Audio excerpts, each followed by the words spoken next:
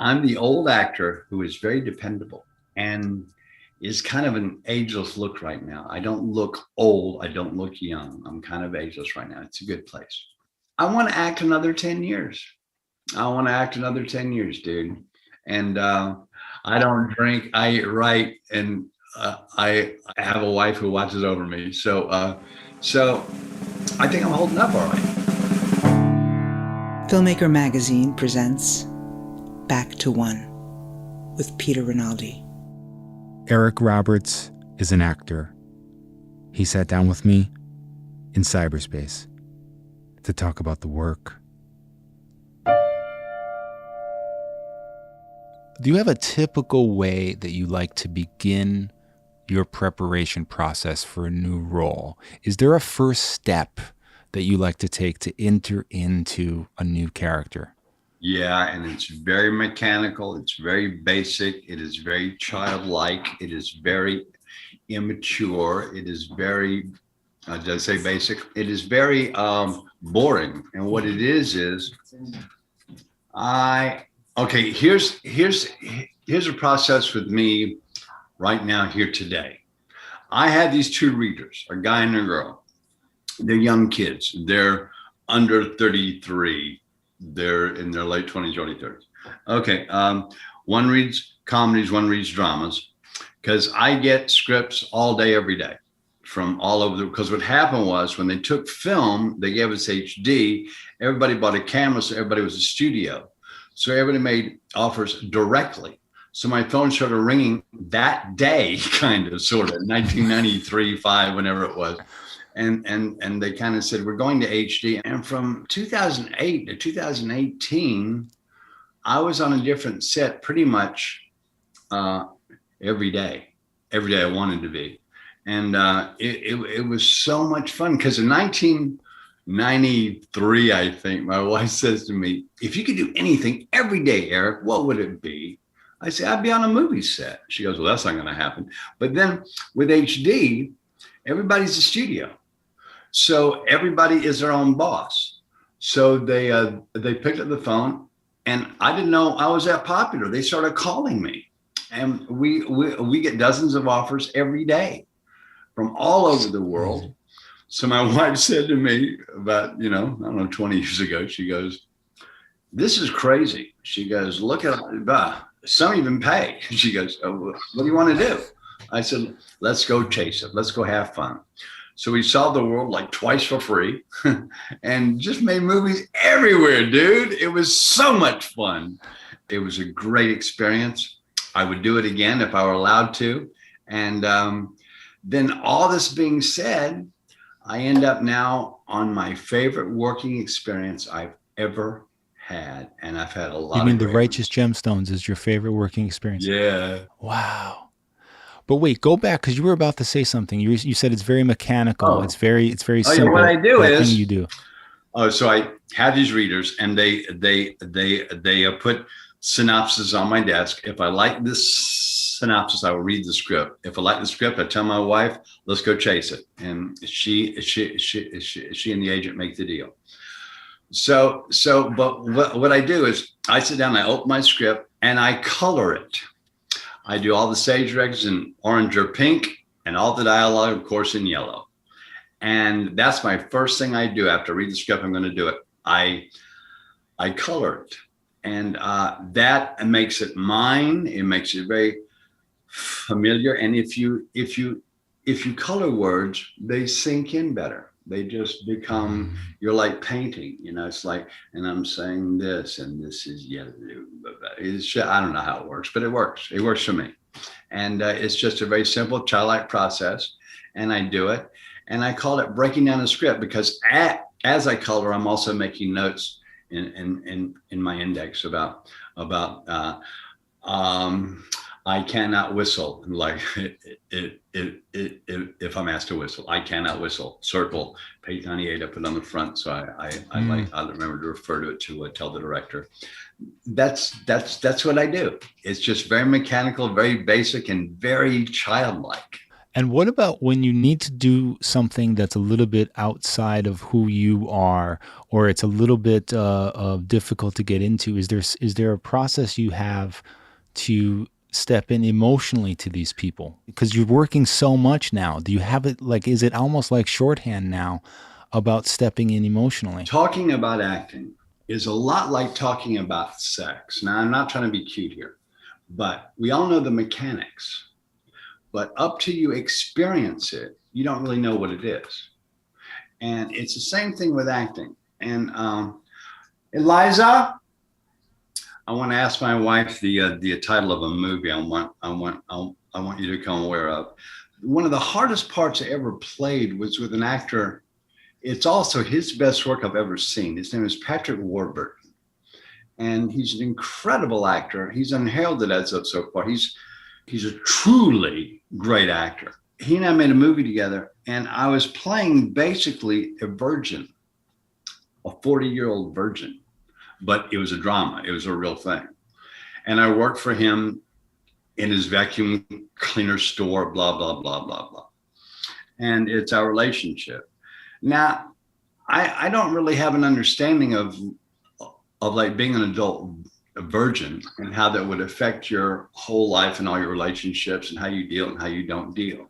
I have no way of knowing that. I don't know anybody like that. I'm not like that. I have no way of knowing. But it was a great movie. I love Patrick and I love the script, so I was going to play it.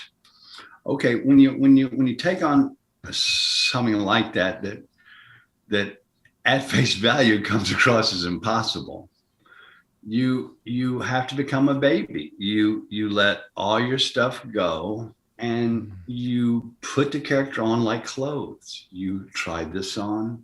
The sleeves are too tight. I don't have enough shoulder in that. And you just find the dialogue. The dialogue is your clothing, and you just try it on in different ways. And that's why if anybody saw me do homework, they would think I was a total nutcase, because I'm talking to myself. I'm talking about myself. Would I get in the car? I don't know if I get in the car. And the only person who really knows that I'm not insane is my wife, because she hears it every day for an hour or two every day. Yeah. My process is very baby-like because I have to build from the bottom up. If you jump at something, you imitate. And if you imitate, you're fake. And I love not being fake, because actors, 80% of all actors are fake. And they don't even know it, most of them. You said that Bob Fosse and Hal Ashby really were formative for you. I would love you to talk about them. Start with Hal Ashby, because I don't know that story of with you and him. I never hung out with Hal Ashby. We met, but we didn't work together. We didn't really know each other. Oh. But I was a fan ever since I went to the $1 midnight show in Ansley Mall in Atlanta, Georgia, and saw Harold and Maude.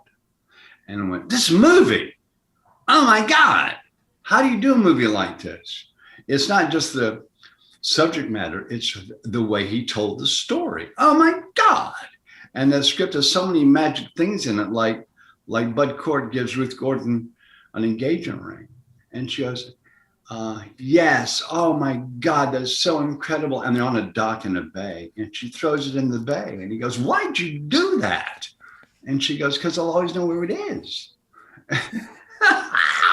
Stuff like that is, and the way that he shot it, those guys knew that a close-up was your punctuation. It was not your scene. Those guys knew that, because those guys were geniuses. It's an overused and abused word, but those guys were geniuses. And so they were not lazy filmmakers. They didn't just stick on this face, blah, blah, blah, for a whole thing. They like showed you the story through angles and colors and light and placement, everything. And these guys knew how to give you a frame that gave you a feeling every frame of their work. And although Hal Ashby made a lot of mistakes too, he made some bad movies, but his perfect movies were perfect. Yeah. Like what's last movie with Peter Sellers? Yeah, Being There. Oh my God. Oh my God, how do you do that? All that jazz. How do you do that, dude? And the best docudrama ever made, Star 80. Yeah, it's a woefully underappreciated film for sure. And your performance is absolutely incredible. And the thing is, I keep going back to it because it's so dark that I can't like figure out why Fosse even made it. Like it was bothering me for a while. Like I couldn't figure out why he was fascinated with this terrible story. And something you said in an interview really opened it up for me. You said that at some point during the shooting, Fosse said to you, "You're playing me if I didn't make it." And I thought that that was so interesting. And it suddenly made the movie make sense to me. Okay. Bob Fosse and I spent a lot of time together prepping this movie. We traveled to Vancouver, Los Angeles, New York. I'd always just tag along. He didn't really include me in anything. He just made sure I was there. Just be here, He never. Well, Eric, what do you think of? It was never a group discussion about the work. It was always what he was doing, what he wanted, what he was after. So we knew each other very well. We even had things like he was banging on my room one morning. He was early, and I said, "I'm not quite ready." And I'll be out in a minute. I'm in the bathroom. He's waiting for me in the room, and my phone rings, and I say, "Would you answer that?" He says, "No." So I come out and I answer it, and it's Bogdanovich, and he wants to talk to me about not making Bob Fosse's movie. So I'm Fosse. So like Fosse listening and have this conversation with him, and he told me how he was going to make the version of the movie that was it about her, and that maybe we could discuss me being in it, blah blah blah. But what are they paying you, by the way? I said, "Oh, I can't talk about my money." He said, "Well," and he offered me other money. I mean, it was a weird conversation. It was also very amateur-like. It was like some kind of little boy acting like a tough guy. And but Fosse and I laughed our asses off all day about it. And I never heard from him again. I never spoke to him again. I never saw him again because I turned him down, of course. So like Fosse and I really know each other. We spent real time together. Okay, we're on the set and we're shooting. And I'm doing a scene one day with my guitar in my underwear. And I mess up the song I'm singing, so I say cut. Well, you don't say cut on a Fosse set unless you're Fosse. And he goes, "What are you doing?" I said, "Well, I messed up." He said, "Come here, goddammit." And he walks across this soundstage, a zoetrope. "Come with me." I'm in my underwear, okay? I have a guitar and I follow him over there. "What's up, dude? Look at me." I said, "I'm looking at you." "Look at me." Okay, I'm looking. What? "You're playing me if I weren't successful. Do you understand?" And it hit me like he slapped me. I was like, oh. And on the way back to the set, I watched how he walked, and I basically started playing Fosse. I mean, physically playing Fosse. Even though I had a physicality for this character, unnecessary loss is the core of this movie, but it's also the whole world around it and why it can happen in that world. That is the big picture of this movie. Oh my God, what a big picture. And what a good view of it.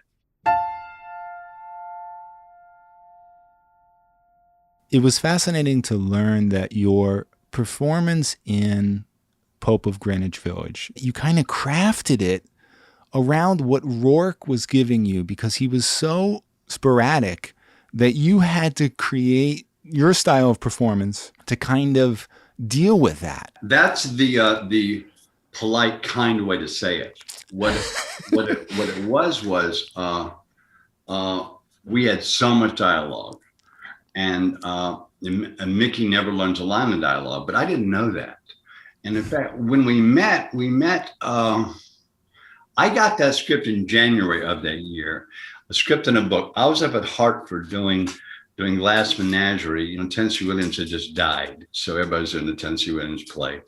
So I was up there doing that, and I get a script in a book, and it says, Eric, pick a part, Polly or Charlie, Koch and Kirkwood. So Koch and Kirkwood were the producers. So I picked Polly, and they say, you know, we wanted you to pick Charlie. And I said, why? And they said, because, you know, he's a leading man, he's a cool cat, he looks like you and this and this. And I said, no, I want to play Polly, but I want to talk to you guys about how I'm going to play him, because he's like, you know, written like a tough thug who's really done. I said, and that's been done 10 million times. I've done it 10 million times. I said, I don't want to do that. I want to do something very different. I want to play a mama's boy who wants to be a tough guy, and blah, blah, blah. And just is so enamored with Charlie's image that he, you know, he'll do anything that Charlie asks him to. And they said, Eric, whatever you want to do, you do it. And so I said, okay. So I spent from January to September on a diet, lost 30 pounds, permed my hair, shut, ready to go. We have 5 days of rehearsal, me and Mickey. So after 3 days of rehearsal with Mickey, I'm all skinny with my permed hair, and I'm never out of character. I'm driving this guy because I'm living this guy. And the director asked me to stay after to talk to him after rehearsal. So I do. He goes, why are you so skinny? I said, I want to be a walking spaz attack. He goes, why'd you perm your hair? I said, same thing, walking spaz attack. And suddenly, it's like he's really mad. He goes, what is a walking spaz attack? I said, you know, John Belushi, only skinny. And he says, this guy's a tough guy. This guy's a street thug. This guy's this and this and this and this and this and this and this. And you're not playing that. I said, yeah, but I told the bosses I wasn't going to play that. I was going to play this. And I just thought they'd tell you since they hired you. I said, you know, but I was nice about it, you know. And then he says to me, I'd like you to resign. I said, wow, dude, that's heavy. I've been working on this for 8 months. I said, I got to think about it. I was never going anywhere, but this is what I'm saying to him. So I walk around the hotel, the Mayflower Hotel one time, and I'm thinking, what do I do about this? This is weird, man. I want to make this movie, and this guy didn't want me in it because he wants to play something I'm not playing, and blah, blah, blah. What do I do? I don't know what to do. So I got to Mickey Rourke's room and knocked on the door. He answered the door. I said, Mickey, the director asked me to resign. What? So we called the producers and we tell them the story, and they fired that director. And they brought in Stuart Rosenberg, who directed a great movie. And back to Mickey. So before we started shooting, before we started even rehearsals, he said to me one night, let's run lines. We're on Central Park West. We had just been out to eat together. Let's run lines. So we cross the street on this bench in front of the park, and we sit down. And I give him an opening line. He doesn't come back. I said, "What's your line, dude?" He goes, "Oh, I know, but I don't believe you, Eric. And if I don't, believe you, I can't respond to you." Oh, God. And I was like, oh, "You're breaking my heart, dude." Okay. So I realized I would never come out of character ever again with Mickey Rourke. I would stay Polly, because that's how I had to protect my fragile ego. So I stayed Polly for the entire shoot, and just when we had the same conversation every day, me and Mickey, he would always show up late, and he'd always say, "Hey, Ace, you do your homework?" I said, "Of course I did." "You know your words?" "Of course I did." "Can you carry me?" "Of course I can." "All right, let's go." And it was always a joke, kind of, but it was also kind of half serious. Right. And we just accepted each other as what we were. And we kind of fell in love with each other. But, Mickey was the hardest guy I've ever worked with that I liked. Mm-hmm. I guess that says something, because when somebody's hard, but it makes you have to work harder, it makes him better, it makes you better, right? And that's the real wonderful thing of acting. That's a great way to say it. Thank you. And I guess you don't get that a lot, but I guess because when you do get it, it's so good. You're always hunting for it, right? Yeah, well said. And because you work so much now, Eric, you're not slowing down. It's very likely you're going to be the human being that has the most credits in the history of motion pictures, you know?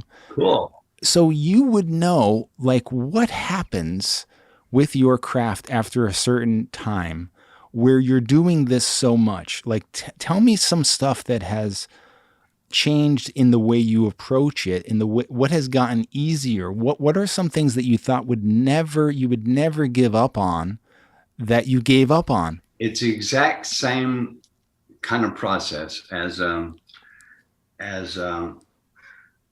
exercise. You exercise a certain way for certain your body parts, but then your body starts to cheat, and it starts to not do as well or be as defined. So you have to change your workout. You have to always you don't do workouts the same way for about 3 months at a time. You have to change your workout. It's the same for me with my homework for acting. It's always evolving and it's always changing. Like I'll have to work on this more and sometimes and this more other times, because you play different people in different circumstances. So you have to approach it differently. And it's like kissing. You don't kiss the same way twice often in a row. It's always different. And it's the same thing. It's always evolving, and it's always a search, and it's always a discovery, and that's where I find the real joy. What's the name of that movie, Eliza, where I played the Virgin with Patrick Warburton? The Civilization of Maxwell Bright. The Civilization of Maxwell Bright. You got to find it. We'll look that up. Yeah. Patrick Warburton gives an Academy Award performance. Wow. Perfect performance. He played wow. bastard, and he's so good in it. Anyway, so let me keep the kissing analogy going, because this is a good way to put it. What do you do when you're kissing somebody that's not a good kisser? I mean, you had to have worked with so many actors that are not quite bringing it at the level you're bringing it. When they're a bad kisser, what do you do in these kind of situations? Well, there's an acting exercise, and it's called repetitions. And when you get a line from somebody, like they say, "Hey, Eric, how you doing?" You say to yourself, "Hi, Eric, how am I doing?" "I'm fine." You ask yourself exactly what they asked you in your mind before you answer it. So it comes out as a response to what you're thinking. So you'll never say it too fast, because you'll think it first and then you'll say it. And you'll always sound like you know what you're talking about, because you just answer your own thing in your own mind. So you always sound complete. That is what you have to do when you work with somebody who says, "Oh, you're such a bad man." They're a bad actor. "Oh, you're such a bad man." So you say to yourself, "I am such a bad man." Yes, I am. And suddenly they get realism and they get better. And you keep giving it to them until finally they start to imitate you. And then you're temporarily kind of on the same page. Right. And you just find out, because not everybody has the tools or the experience to even understand. Acting is hard. And the better the actor is, the easier it looks. So it looks like he's not doing anything. It looks like he just shut up, started talking. Yeah. Had his little cup of coffee, started blah, blah. It looks like nothing. But every move is planned, because of the camera, because of the lighting, because of the script, because of the story. Every move is planned. Every move is not wasted. So it's all for a reason. And what do you do on sets where the crew actually doesn't know what they're doing? Like, you work on so many low budget, non-professional projects. How do you deal as an actor with people that actually don't know what they're doing? You don't want to talk about that too much, because then you sound like you think you're doing people a favor, and it's very spooky. Because here's the deal. Like, sometimes I get offered movies while I'm making other movies, and that movie will end and I'll go right into the next movie. Like here's a great example. The first Stalked by My Doctor movie, I came out of a night shoot. I wrapped at like 8 o'clock that morning, went to the stop by my doctor said at 10 o'clock and started a day's work. I told them I really want to make the stop by my doctor movie because I love the script, but I have to have cue cards because I'm just coming off a thing, right, blah, blah. They said, okay, no sweat. They give me cue cards. The problem with cue cards is this. Nobody respects them because they think it's a really awful cheat. But try using cue cards and knowing what you're saying so you don't get caught looking at them and acting well at the same time. It's hard work. It's much harder than just learning your lines. It really is. But I've learned how to do it because I get stuff overnight, and I say I can only do it if I have cue cards, and I have a cue card guy and everything, so it's not a hassle for anybody. And but what happens is when I show up on a set, and I've come from another set, so I have also the dialogue in my head, but I'm on this new show. I will take all the cue cards and I will circle certain words. So when I look at it, I know where I'm at. It's not just a wall of words. I see the word, fast has been circled. So now I'm on that fast sentence, and, blah, blah, blah. Okay. I had a complaint the other day from a filmmaker who I showed up to make his movie after leaving another set. I worked all day. He was in a night shoot. I went into his night shoot with the cue cards. It went really well. I had him all over the trees and everything, doing a speech at camp, blah, blah, blah. It went really well. Then he writes on the internet this awful thing about my cue cards and how I over this set, my cue cards were too big, and how I made one of the PAs circle a bunch of words as a power play.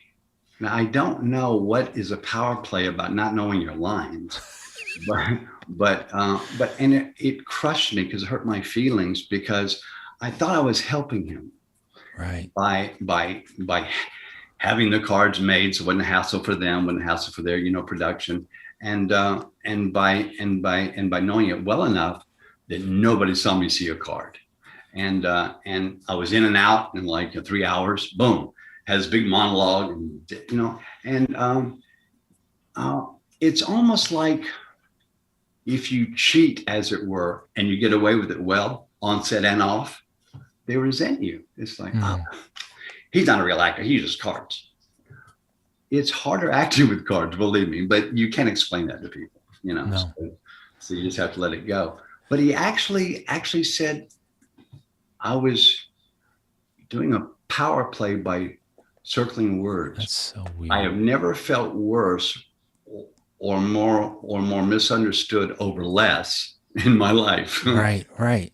And so, I mean, this just seems like also like an energy suck for you, like stuff like this. Like you're trying to do work. This is not just like you're not coming in and fixing a toilet here for this guy or something. You're using yourself, and and you keep doing that over and over and over again.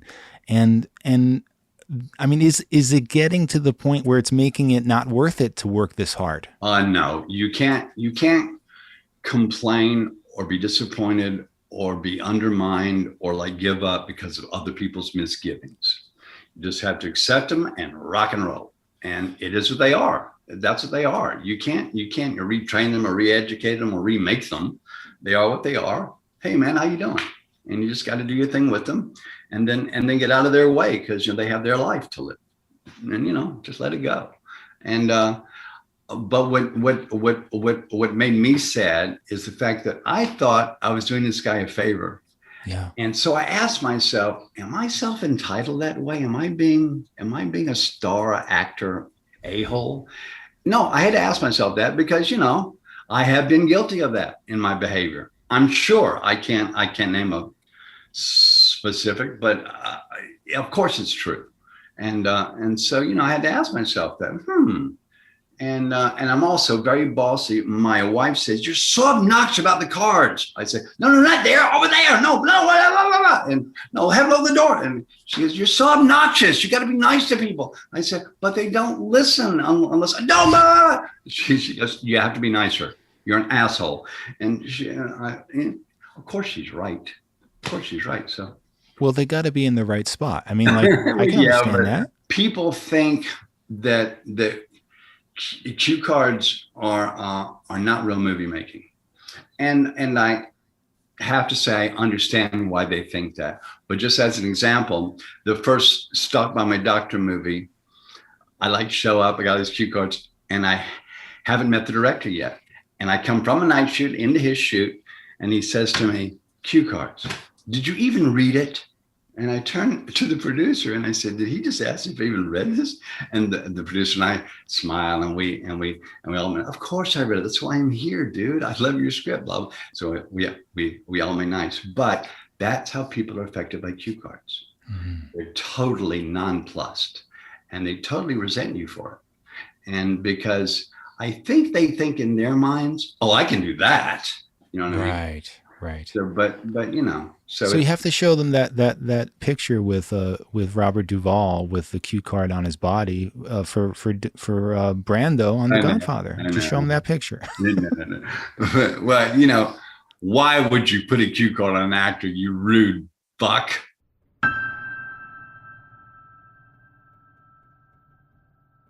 Tell me how you came to be on the Righteous Gemstones, and why is this the best set you've ever worked on? My wife and I, my wife is my world. My wife's my manager. She's my wife. She's my girlfriend. She's my roommate. She's my world. We're bonded. We're very close. We fight. We love. We live. We have a great relationship.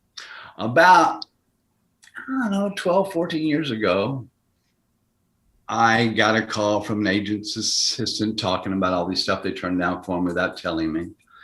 So I fired the agency, and I came home that day and I told her, you're the boss. And she goes, I don't know if I can do this. Of course you can. You've been doing it anyway. We're going to do this because I want to know about everything going, because I just like working. So she's the boss. She comes to me one day. She goes, in breakdowns today is this wonderful part, blah, blah, blah, blah, blah, in this wonderful show called Righteous Gemstones, blah, blah. And I say, my God. So we prepped it. We put it on tape. We sent it in, and I got the part. And then I get there to work with these people, and it's the most incredible group, both in front of and behind the camera, I've ever experienced at the same time.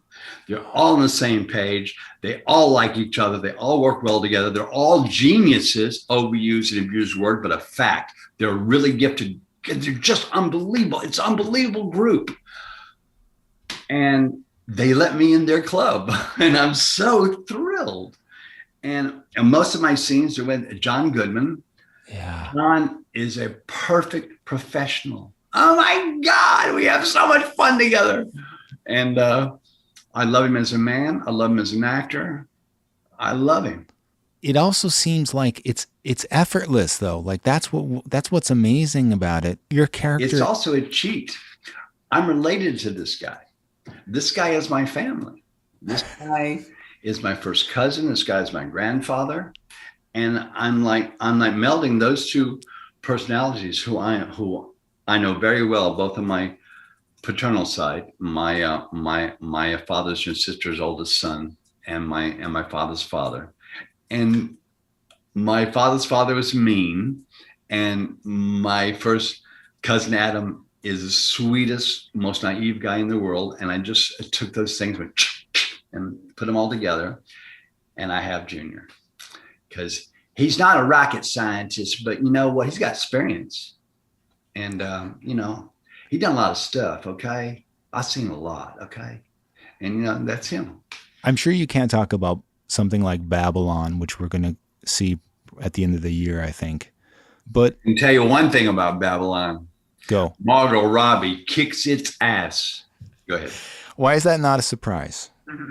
But here's the thing that maybe people might not know, which is very interesting. When you really started to ramp up and started doing all of these projects, you know, there was a worry, I guess, from your team or whatever, that this was going to keep you away from big things. You know, what it did was the opposite. Like you like they wanted you more than ever on things like that, and like Righteous Gemstones and stuff like that. So this, whatever that theory was, that you doing too much would put you in some kind of category, was wrong. But I want to know, like, what you want now. What are you driving for? What would you really like as an actor? Well, let me give an image of my image of like where I'm at now. And then I'll have you help me answer this question. And that's this.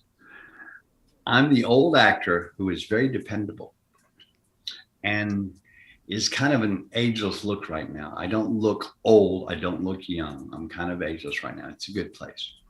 And so the young filmmaker, who's that guy in Babylon? Damien. Oh yeah, Damien Giselle.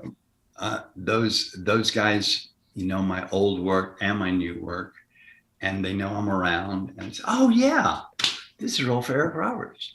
I mean, I think the fact that I'm just always working, I think if I weren't always working, I might not have occurred to him.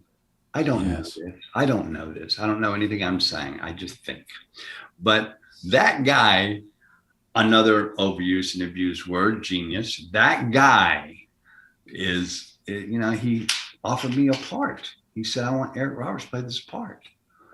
And my wife and I both sobbed that day from joy because we're both big fans of his, La La Land and Whiplash. And, you know, we couldn't believe it happened for us.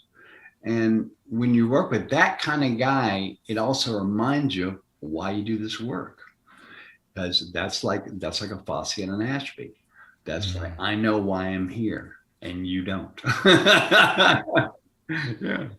But what do you want, Eric? Oh, that was a question. I wanna. Oh yeah, I described the image of myself. Now I just want to have everybody take that and just utilize it, exploit it to death, and until I'm all used up like a wash rag, then I'm out. Yeah. But I don't want to be an old like sad actor, you know. Yeah. But I want to act another 10 years. I want to act another 10 years, dude. And I don't drink, I eat right, and I have a wife who watches over me. So I think I'm holding up all right.